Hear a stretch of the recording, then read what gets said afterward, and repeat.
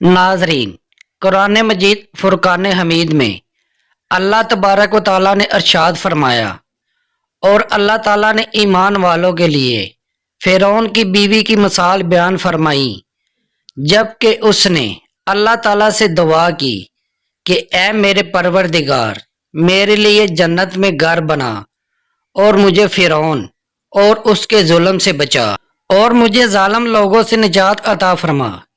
नाजरीन, इस आयत मुबारक में अल्लाह ताला ने जिस अजीम औरत का वाक़या बयान फरमाया, वो औरत फ़िरौन की बीवी हज़रत आसिया थी। आज की इस वीडियो में हम आपको हज़रत आसिया अलैहिस्सलाम की ज़िंदगी के हवाले से मालूमात फराहम करेंगे और ये भी बताएंगे कि फ़िरौन ने आपसे शादी क्यों की थी और वो शादी के बाद आपके करीब क्यों ना जा सका। क्या हज़रत आसिया का निकाह जन्नत में हमारे प्यारे आका सरकारे दो आलम हज़रत मोहम्मद सल्लल्लाहु अलैहि वसल्लम से होगा?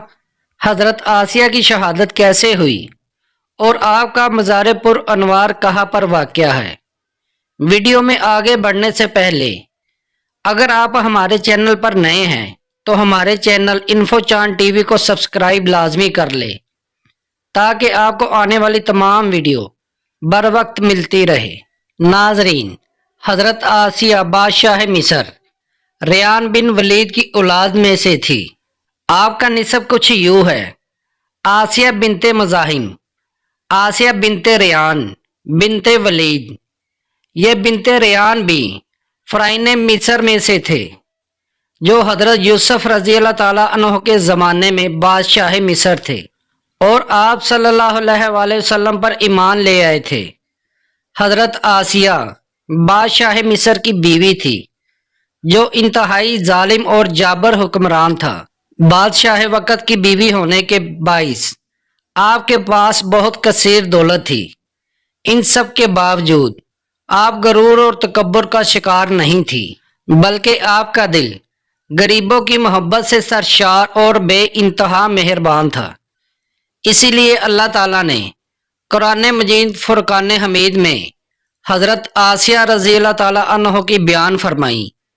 आप दिल खोल कर सदका और खैरात किया करती थी, इसी वजह से आपको उम्मुल मसाकीन कहा गया।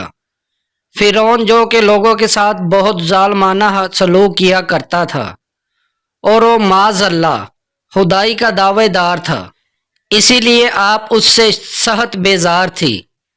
आप और आपके वालिद फ़िरौन को सख्त नापसंद फरमाते थे।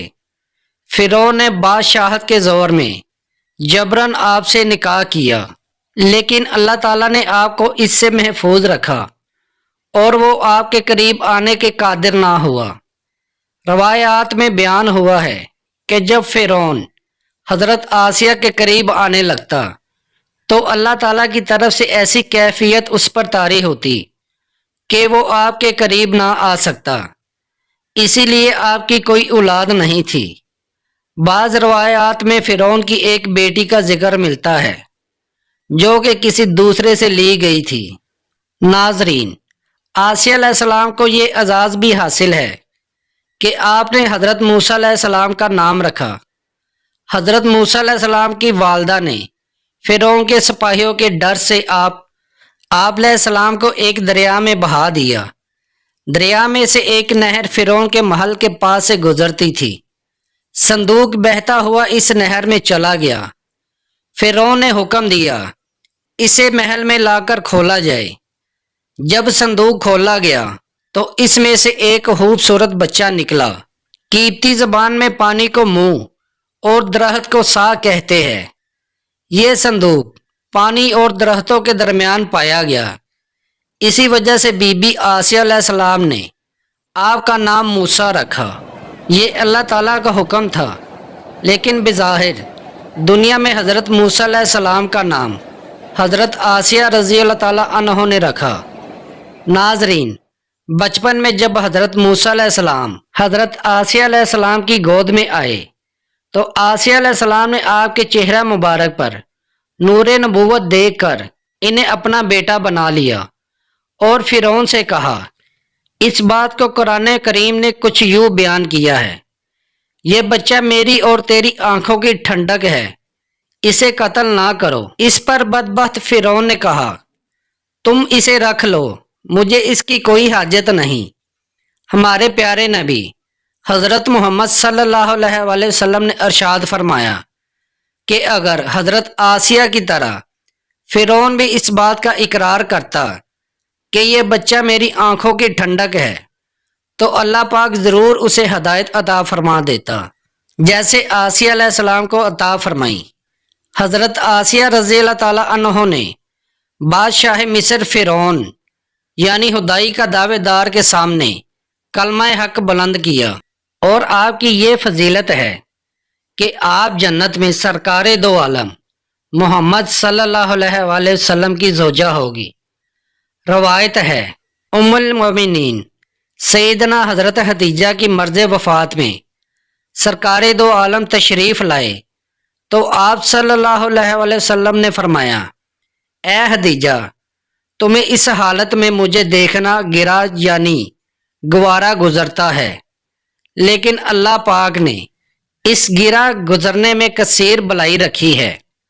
تمہیں معلوم ہے اللہ پاک نے جنت میں میرا نکاح تمہارے ساتھ مریم بنت عمران حضرت موسیٰ علیہ السلام کی بہن کلثوم اور فرعون کی بیوی حضرت آسیہ علیہ السلام کے ساتھ فرمایا ہے۔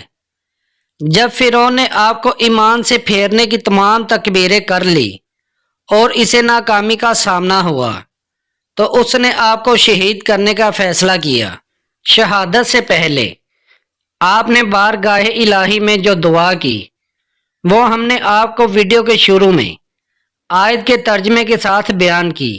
آپ کی شہادت کا واقعہ کچھ یوں ہے کہ فرعون نے اپنے کرندوں سے کہا، ایک بڑی چٹان لاؤ، اگر یہ چٹان دے کر ایمان پر قائم رہتی ہے تو چٹان اس پر گرا دو، اگر یہ ایمان سے پھر جاتی ہے تو یہ میری بیوی ہے اور اس پر چٹان مت گرانا۔ جب چٹان آپ کے سامنے لائی گئی تو آسمان کی طرف جنت میں آپ کو اپنا جنتی محل نظر آیا، جس سے آپ کے عزم و استقلال میں اور بھی اضافہ ہو گیا، اور اسی حالت میں آپ کی روح پرواز کر گئی اور چٹان ایسے بدن پر گری جس میں روح نہیں تھی، اور یوں آپ نے شہادت کا رتبہ پایا، اور آپ کا مزار پر انوار مصر میں واقع ہے۔